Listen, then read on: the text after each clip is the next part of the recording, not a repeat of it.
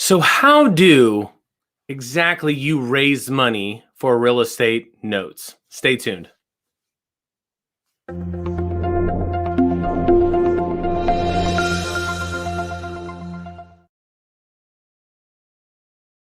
Well, we've got a fantastic show today with an incredibly special guest, a good friend as well. And we're going to be putting out the best content we can today, just like we do every single Wednesday at 11:05 Central Time. Make sure you're joining us. The easiest way to remember to join us is not just like the videos, so subscribe to the channel, but you can also click that bell notification. It will actually tell you, it will send you an alert on your phone saying, hey, they're live, jump on, engage, ask your questions, gain the knowledge that you need to be able to take that next step on your journey as an investor. If you're trying to figure out what notes are about, or even what Note School TV is all about, you can always go to noteschool.com/TV to learn a little bit more. And if you're somebody who says, hey, I've got some questions, I need to know these answers immediately, stick around. We have an after party every single Wednesday where after the show, we're going to hang around with our guests. We're going to just check out the questions in the question box, see your hellos, see your highs, feel free to write anything you want.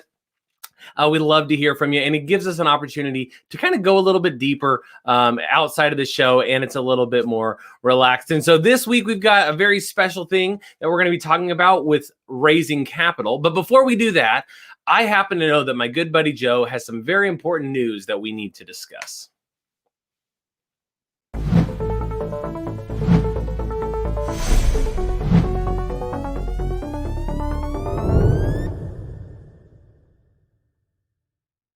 Years. It is good to see you. Joe Varnador here. Yeah. Ryan, how are you, sir?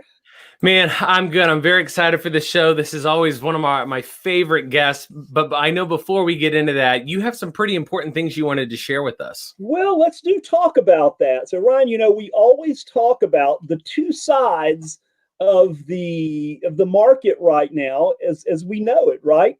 There is this side that FHA mortgage delinquencies hit 17.5% in 30 metros, over 20% on the other side of a red hot housing market.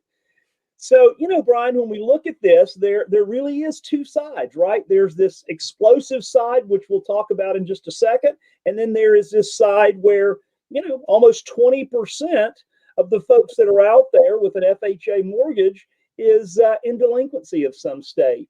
So, interesting stuff. This is certainly interesting times that we live in, and we'll see. We'll see. So, by the way, over the last 30 days, Googling housing market crash or doing a search engine for housing market crash, Brian, has gone up 2,500%. Right? Wow. I know, right? So we've got this side of it, but then wait, we have this side of it, which says U.S. market, housing market is nearly 4 million homes short of buyer demand, right? So the article goes on to say, it's in Wall Street Journal, so we're 3.8 million actually single family homes short of what's needed to meet demand. Estimate represents 52% rise in nation's home shortage compared with 2018. And it goes along with this, this housing market.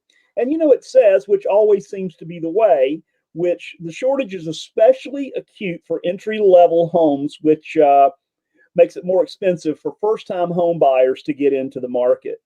So, it is just, it's crazy. It is what it is, though. And what's driving this whole thing, Brian? What's driving it is this, right?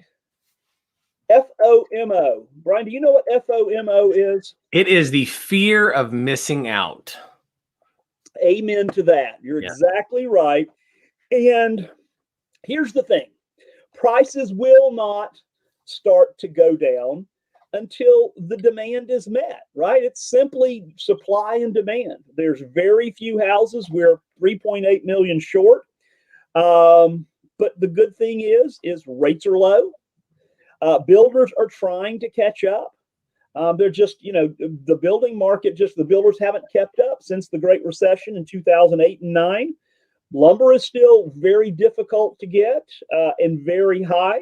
Mhm. So, the demand is so hot right now. Everybody has the fear of missing out, and that is what is controlling the market. So, I think the whole fear of the market crashing is kind of, well, I don't see it happening, right? And I think most of the experts don't either, because it's a little bit different than it was back in the day.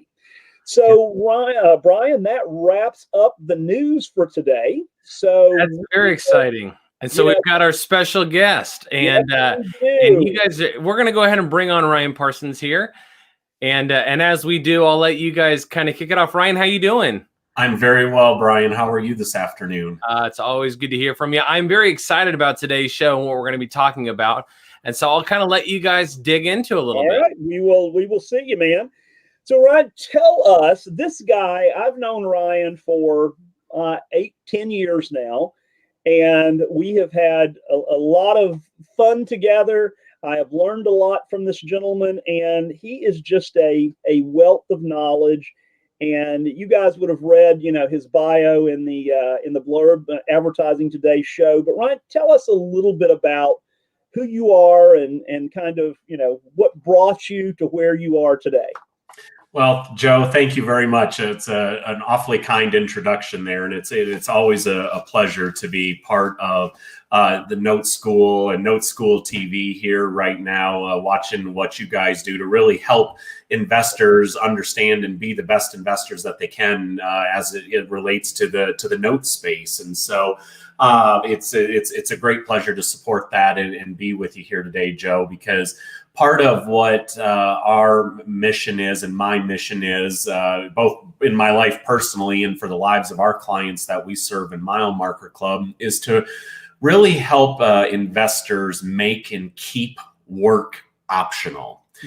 And that's been a big mantra of mine. And you referenced the 2008, the last big, market correction, or maybe we're in a big market correction now, but that from that period of time in my life, Joe, was really about trying to identify what does Ryan's best life look like, and what do we want our, we only have 24 hours a day, and it's the most precious resource we all have is our time. And so what do we want that to look like? And so, I've had great mentors and great clients to serve, and great friends like you, Joe, around to really help me do that and think through that. And that's a big part of what we help our clients do today at Mile Marker Club. And obviously wrapping around all things wealth, all things your treasury, to allow the financial engine to live your best life. There you go. And so very well said, my friend. And, I have listened to you, and if any of these guys have been to our 3-day class, on day one at lunch, you do a note talk, which talks about what the wealthy know about notes. And you're right. What your mission, as I see it, is just as you say. It's been to help people lead that best life, and again, make notes or make work optional. So, Ryan, so as you and with your business and with your fund, with the Mile Marker Club, and so on. So, where do you think at this point? What do you think's happening out there? And then, of course, I want to get around just a minute to talking about your passion, right? Showing your passion for notes. But what are you thinking about this market cycle that we're in, and how does notes fit into that? Yeah, it's a great question, Joe, because just my own personal portfolio, and I don't know if we're seeing my screen here or not, Joe, if that's being shared with your audience. We do. Let's see. Yep, there you go. Very, very good. So, notes, is just a big passion of mine. Obviously, the very special relationship that we enjoy together between Mile Marker Club and Note School is really helped me see with my own personal wealth, what the power of owning debt is. And notes, particularly discounted notes, and the power of all of that. And so, in today's market, it's something that we really think about from a lot of different facets, but it's this idea, Joe, of an optimal financial world. And this idea of keeping work optional requires an optimal financial world. So, if Eddie were on here with us right now, I'm sure he'd turn that into a nice tongue twister. So that's why I have to slow it down a little bit. There would be an Eddieism there, no doubt, right? Absolutely, there would be. So, Joe, my thoughts on the market, and just as the quick disclaimer that we're just having a conversation here, and it's not investment advice or any sort of investment guidance here, but this idea of how notes play into this market cycle. I think for any investor to understand this is that, market cycles are what they are. The marketplace is what the marketplace is. Right. All that we as investors can do is take what the market is giving us within the framework that we do control as an investor. Okay. I don't control stock prices. I don't control note prices. I don't control cost of cap. I don't control any of those massive macro market conditions. All I can control is what, for me, does an optimal financial world look like? And it really is three key pieces that go into this framework. The first one, Joe, is really what I call precision, meaning making sure I maximize my goals. So whatever I want from my best life, while making sure work stays optional for me, that is the first key framework of what I call precision. You've got to know exactly what your goals are, both quantitative and qualitative goals. So this isn't just a hardcore, number, although I am a numbers guy, but you have to understand all of those goals, both the esoteric and some of the softer ones, as well as the hardcore data ones. Second part of this framework for the investors that we serve, particularly higher net worth individuals and entrepreneurs, higher net worth families. The second big thing is what I really refer to as access, or having authentic confidence that you've got the right people to help you achieve those very precise goals. And that comes in a lot of different experts, when I think of notes and I need help with my note portfolio, Note School is my absolute go-to, absolute expert when it comes to that, whether I'm talking with you, Joe, whether I'm talking with Eddie, whether I'm talking with Bob, Susan, or any of the experts at the Note School team. That's access. The third part of the framework that we really look at to understand how the current market conditions apply to our wealth, and specifically then with notes, is how do you implement the plan to get those comprehensive results? In other words, making sure you're staying on track. And so in any market condition, this framework that all investors possess that are really deliberate about keeping work optional and achieving the level of financial independence is the precision of knowing their goals, access with the right people, so you've got the truly authentic confidence to go forward and implement the plan to make sure that you stay on track. So with that kind of that backdrop, Joe, of why notes in this marketplace, what the biggest element that investors have to face with their any investment portfolio, notes included, is all about reducing risk and reducing exposure. And one of the elements that notes from an exposure or risk standpoint brings is that downside protection, meaning as you buy a discounted note in the first lien position, you are secured by presumably a single family residential property. There's all kinds of different notes, but you're focusing on the resi side of the business here for purposes of this discussion anyway. And what you just said in your news, Joe, which was so spot on, that shortage of inventory or housing units in this country today is causing the collateral value that is securing your loan to increase, while the borrower is paying down their mortgage, so your exposure is less. And so one of the both ways, right? It's all good. I think all good. It's all good, Ryan. It's all good. That's right. Excuse me. So, but from a wealth perspective and a risk management perspective, Joe, that's one of the areas that we see the families that we serve, why they like loans so much in their portfolio, or at least a portion of their portfolio anyway, is that inverse relationship of collateral value going up and loan balance or your exposure into the deal going down, especially if you bought the loan even at a discount, you might have even less exposure. Right. That is a key element of managing risks that notes as an asset class can bring to any investor's portfolio if it's managed right and thought through, right back to that framework I mentioned a moment ago. So that's one of the areas, even right now, Joe, with asset prices rising because of liquidity and other things that are happening just as a market condition. That's why notes still has a place, and for some investors that are even more active with managing their note portfolios, buying notes, may even have a greater desire to have that because it can magnify this risk management components that notes bring. Well, and Ryan, the other part of that is that with notes versus some other investment, the collateral behind this is something real, right? Yes. You can put your hands on it, you can touch it, you can feel it. It's not air.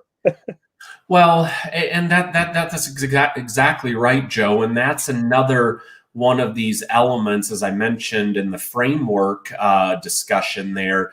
That's for each individual investor to decide what is their backstop, what is their downside protection.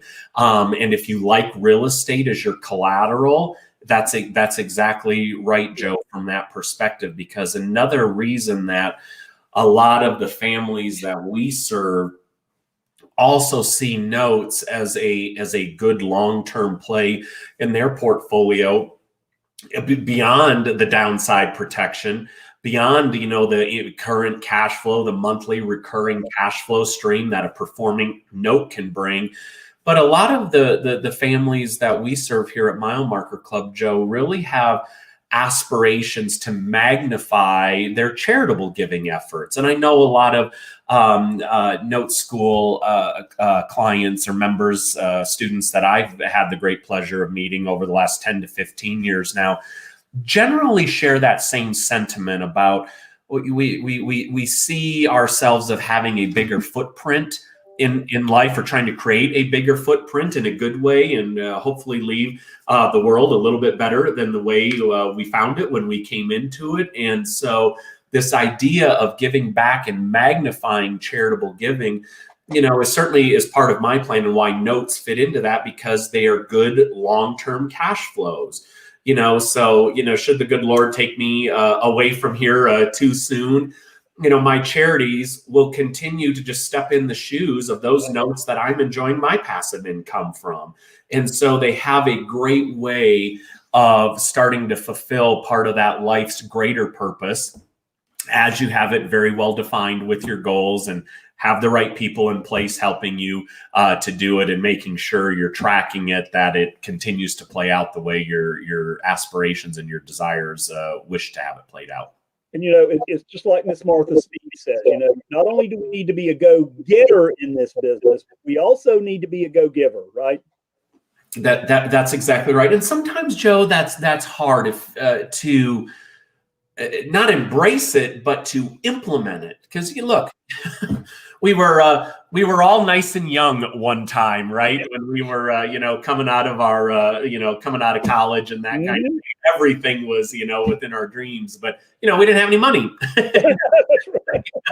We had to go make a few bucks first before we could think about what our charitable life looks like. And, we can't hardly even think about magnifying charitable giving. We're just trying to figure out what giving, means. Right. Like.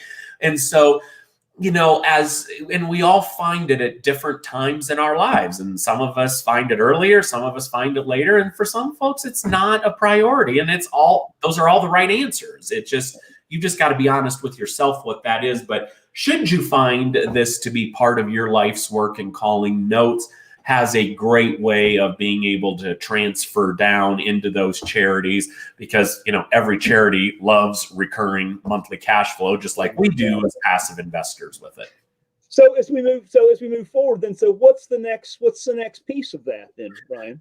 Well, what I look like, or how I see these market conditions, and you referenced it in your notes section, Joe, back to 2008. I reference it very regularly, and a lot of real estate investors, but really all investors, especially those in alternative investments, notes, real estates, and any other types of alts for that matter. 2008 was kind of a benchmark time frame for all of us as investors, because over this last 12, 13, 14 years is where most of us, not all of us, a lot of us got our financial stride, because the market was so good. Real estate was constantly going up, it still is, Joe, from that data that you shared at the beginning of the TV show here today.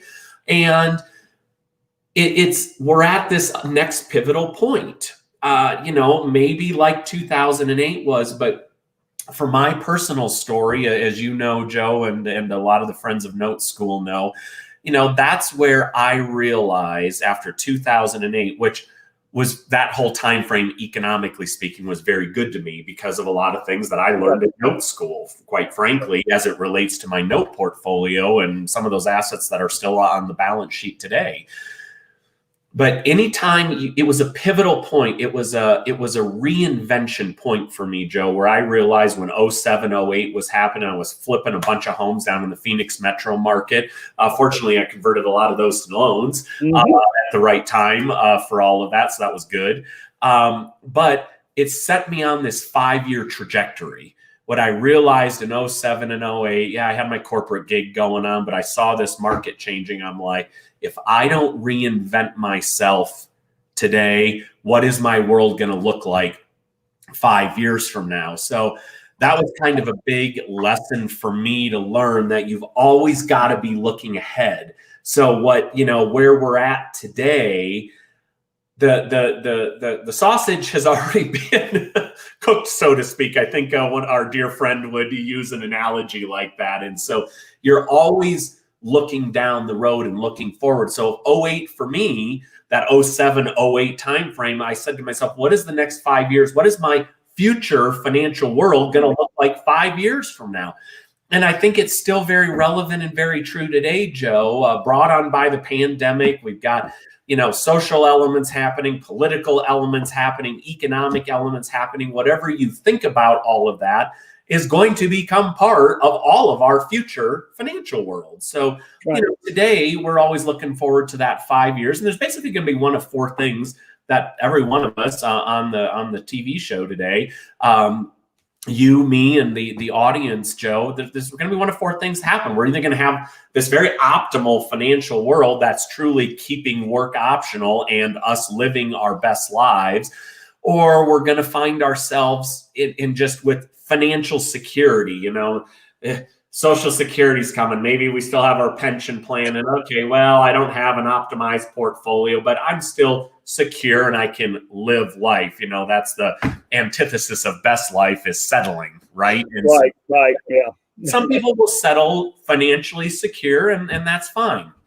Of course, the other two of these, you're going to have financial insecurity. Maybe your pension plan did go away, and, maybe you didn't save it all well, and you're just kind of getting by, and by no means is work optional at that point. Or you're just going to be a complete financial disaster. You're whatever has happened. You've got nothing. And unfortunately, in our society, as vibrant as it is and as free as we are in capitalism to go do and get whatever you want out of life, it's all there. There are a lot of forces that are working against us. And unfortunately, and this has been true over a long period of time, more people are financially insecure than they are secure. So there's just, this is why though, Joe, when I look at the next 5 years, I know every one of us is going to be in one of these four categories from now. Okay. And you're either going to drift which unfortunately is what happens to most Americans. It's just there's not enough giddy up and go for whatever reason, and you just drift. And our society, we're a benevolent society. We allow that to happen, I guess. And so you're either going to drift, or to maintain an optimal financial world, you just got to keep making decisive actions over and over and over again. Like you said, the fear of missing out. You've got to keep looking at ways based on how the market has changed. Remember, we don't control the market, but we got to keep making the changes and keep making new decisions, taking new actions to stay optimized. And so part of well, Joe, let me pause there. I was just going to say, Ryan, that so based on that, then, so what do you see as we kind of, wrap up this part of the show? What do you see? What should folks be doing now to keep on that decisive action, arc going up there for that optimal and the financial security part of this? So what should we be looking for in this world? Absolutely. So particularly as it relates to notes, you've got to start to understand, how do notes interact with the rest of your wealth, however wealth looks for you today. So I think that's the big thing in realizing that, you've got to make some mind decisions here, Joe, about wealth. And if you're an active note investor and, we've got portfolios where loans are paying off because they're refinancing, and you might go, oh gosh, that's a lot of work to get paid off. Oh, there's a lot worse things that happen. So you might think, well, is it impossible? You've got to get past in your mind, well, this is going to be costly to get to a financial world. Yeah, it probably will be one way or the other. You're going to have to hire advisors. You're going to have to build out some mechanisms, or it's going to be costly because you're going to be financially insecure or financial disaster. So you got to define, what does costly look like for you? Right. You might decide it's just too risky. I'm like, oh my gosh, I'm going to have to change my line of thinking. I'm going to have to do things differently. I'm going to have to, heaven forbid, learn something new. School is never out, Joe. You're right. Absolutely. Reinvention. You know how we look at wealth and wealth management. And frankly, we all just got to work harder. I mean, you hear this, work smart, work harder. Look, this is still about work. Some of the wealthiest families that we serve today, the matriarch, the patriarch, the individual, they're all still working. They've got plenty of wealth, but they're all still working because things can change. And so how we look at some of these markets is understand, how do you jump the lines, so to speak, and what are not so much shortcuts, but to make sure you're riding the right curve. You're not drifting downward. You're just making sure that you're on the right curve. And how do you jump some of these lines? And one of the ways I like to look at that is, how might you accelerate what those 5 years could look like?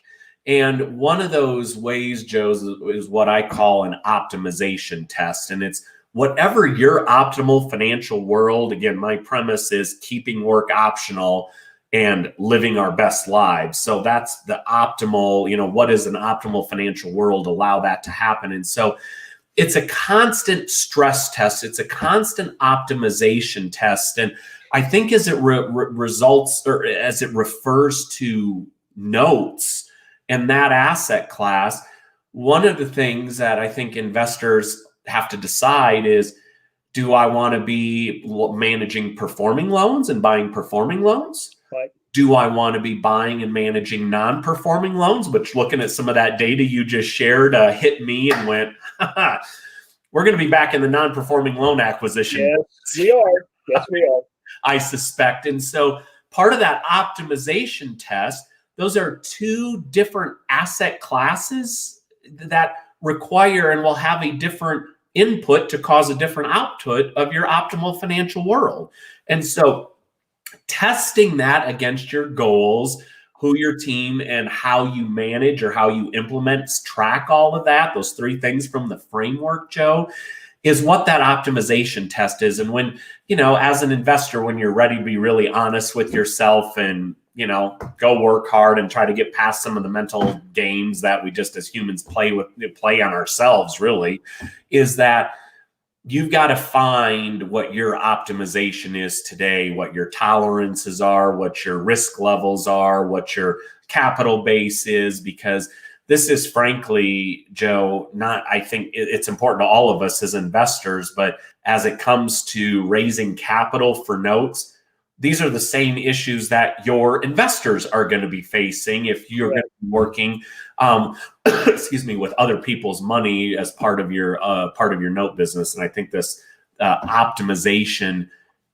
component is a big thing, but it's something, the sooner you do it and truly stress test your whole wealth, and then you put a plan in place to keep doing it, it will get you to those desired outcomes a lot sooner. And Ryan, as we wrap this up, and guys, just understand, we're going to have the after party. Ryan's going to be in the after party, so if you got questions, please make sure and hang around for that. But Ryan, as we do, you were talking about work, right? We're not talking about getting out there swinging a hammer. We're not getting out there talking about we're not talking about working 80 hours a week. We're talking about, to put that into context, that's not what Ryan is talking about. Because some people will go, whoa, well, I don't want to get rich. I don't want to become wealthy and then have to go out there. But if you wanted to do that, you could, right?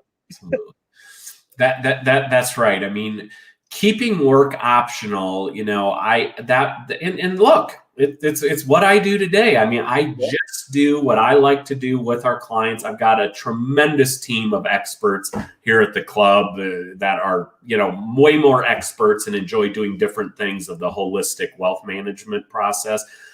I just do what I like to do today, and it's optional. And when you do what you like to do, the old saying is it's not work, right? Correct. Okay, let's bring, and guys, hang around. Let's bring Brian back on. Brian is going to talk about our sponsor, Notes Direct, and he's going to take us into Feeding Frenzy Friday.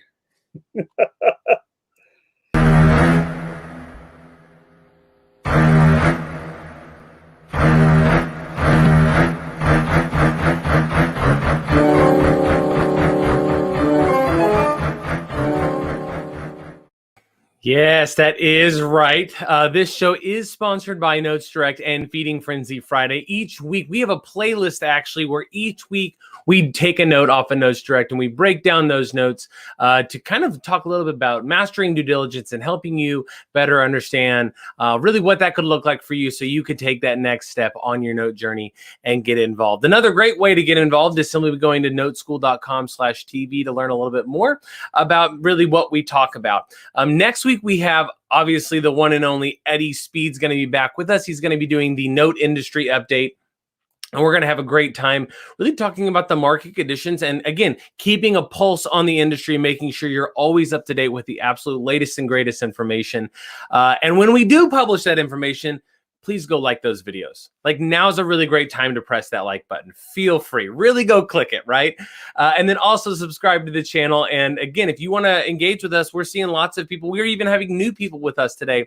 Say hello simply by clicking that notification bell. It will tell you that we're live so that next week you can always jump on as well and participate. We'd love to have you jumping in the show. And so this week, we've got a very fantastic after party just because it's such a fascinating concept. I've already got questions I'm bringing in. So if you can stick around for the after party, we'll plan on seeing you on the other side. And if not, we'll see you next week at, 11:05 Central Time on Wednesday. Y'all have a good one.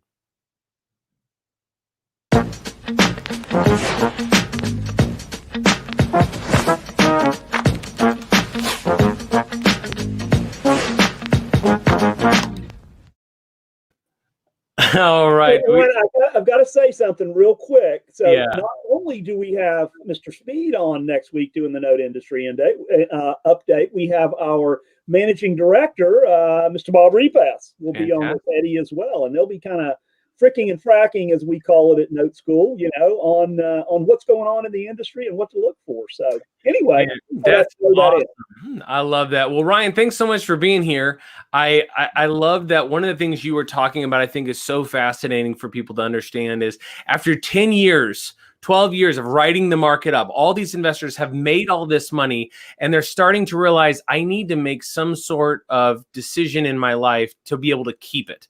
Otherwise, I'm going to end up at the bottom of that curve, like you showed about, in financial ruin. And so I think notes has become a bigger and bigger conversation because, like you said, it's, hey, the assets are going up in value. And the longer that I'm in this note, the lower my risk goes. And I think that's so powerful of a message for investors who are wanting to raise money and move notes, but also for people who just want to secure their wealth, secure their money with notes. Mm-hmm.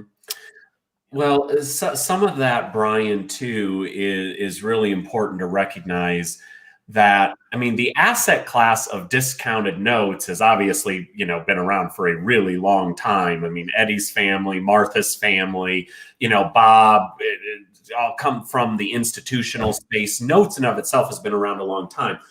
What has really a big catalyst that's changed in this last decade, Brian, using that general, time frame from 08 to today, is there's been a lot more sophistication and efficiency brought to the smaller investor. When you look at, the sponsor of your show, and I hear is Notes Direct. Notes Direct did not exist a decade ago. There was no such thing as a retail public trading channel for discounted notes that all investors could confidently and comfortably access.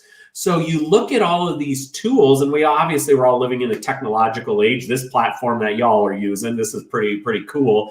I mean, we all start to kind of take it for granted, but yet those are, when I spoke about the framework earlier, that investors have to have your who is with you, who are your team, that you got to go beyond a little bit in addition to your core people, your core group of advisors. What are some of these other things? And Notes Direct, as it relates to note, is a huge component to that. Yeah.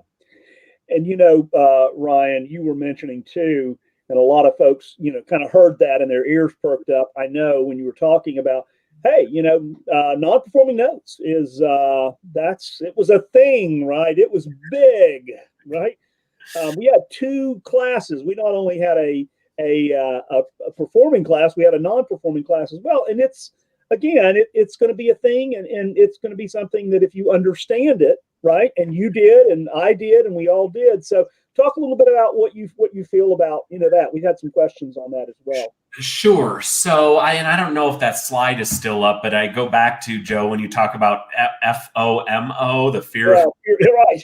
That was actually the last slide that I literally just had, was about the, opportunities. It's a big thing for all of us as investors at any level of wealth. But I can tell you, Joe and Brian, that all investors have a fear of missing out because, I mean, first of all, we're human beings and human creatures. It's just kind of woven into all of our fabric. But when it comes to sustaining wealth for multiple generations, thinking about your heirs, your beneficiaries, your charities, some of those things we talked about earlier, is that you can't miss out on too many market conditions, because your wealth will naturally drift down to that level of financial insecurity or financial disaster. It's just, you don't have to hit home runs every time, but you can't miss out on too many base hits and doubles along the way. You got to be swinging the bat, right, every day. You really do. And that takes on different forms, guys, whether you're out there doing it yourself, like I was with non-performing loans, before I finally realized, wait a minute, I need more people around me. Remember that framework? I didn't come up with that framework, by accident. It was by trial and error and realizing I ain't living my best life, dialing out, hey, why aren't you paying your mortgage this month? Right. And I need to help you modify the mortgage. There's other better experts that can do that for me. I had to coordinate it, but that's what I'm talking about, is that those types of market opportunities that are really during times of upheaval, during times of distress, during times of weakness. If you think back to 08, Joe, when you certainly would too, when I, started realizing what an NPL was, and then given my financial and my wealth management and wealth planning and finance background, I'm like, where does this fit into my portfolio? And it wasn't that of course, it's non-performing. and you could see those discounts we were buying it at. That is a market condition. That is a moment of weakness. And I say it was a moment. Now, we had a good long little run of that, oxymoron, but, you know, from 08 to kind of 12-ish, 13-ish. Yeah. But that was a period of weakness. And that's what markets do with all different kinds of asset classes. And, you know, we're not buying non-performing notes, or at least, you know, over the last several years, I haven't been, because it's not as deep of a discount. And you've got to look at that, as it hopefully will be again, if what the data that you're alluding to, which was similar to what we were seeing back in that market condition, is you have to know as an investor, Joe, because we all like cash flow. We all like our mailbox money coming in monthly from our notes or quarterly from our funds and syndications or whatever it is we're investing in. We like that cash flow, but non-performing loans, by definition, don't have cash flow. But yet, they can have some bigger pops of future cash flow in the portfolio. All of a sudden, the borrower finally comes out of the woodwork, refinances, pays you off, and you recognize that huge discount. From a planning perspective, you've got to have your portfolio structured in such a way to know that pop is cash flow. It's going to be at some future point. You need to model that. That's part of that optimization test I was kind of alluding to earlier, to understand what do your cash flows need to be, then to realize, okay, NPLs potentially are being bought at a lower price. Right. So my pop in the future is higher. Does that make sense for my wealth right now? Yes, no, or, you know, wherever you land on that decision. So two things, Ryan. Number one of my very, and matter of fact, he kind of got me into the note business. Dr. Ben Dowd, he's long passed away, but he said, I'll never forget, it was probably 1991, 92. He says, Joey, old boy, just remember that money has an end, cash flow is continuous. And you keep talking about cash flow, and that's the truth. And here's a fun fact about Ryan, Brian, and that is that Ryan may have been in the top 3 of first note school members. He's an OG. He's the original. OG, right? Yeah, I love that. I love that. And that just makes this all the more special that you spent some time with us today, Ryan. I know it's a huge value to those who are listening. This is a big conversation right now. People are seeing the opportunity, and raising money is becoming a fascinating conversation. And I think one of the benefits of today's show is really to help people kind of wrap their head around what those next steps might need to look like, and really just look at it from a different lens, right? To have the confidence that, wait a minute, I can go out and make this happen. And so as we kind of wrap up the show, we appreciate you coming. It's always good to have you on. And again, just the relationship that we have with you is so fantastic. So we appreciate you, and you guys enjoy the rest of your day. For those of you who stuck around for the after party, always glad to engage with it. Keep the questions coming. And we'll be engaging with you next Wednesday at 11:05 Central Time. We'll see you then. Thank you very much, you two. Pleasure to be here. Thank you. And we look forward to having you on maybe in the next 90 days again.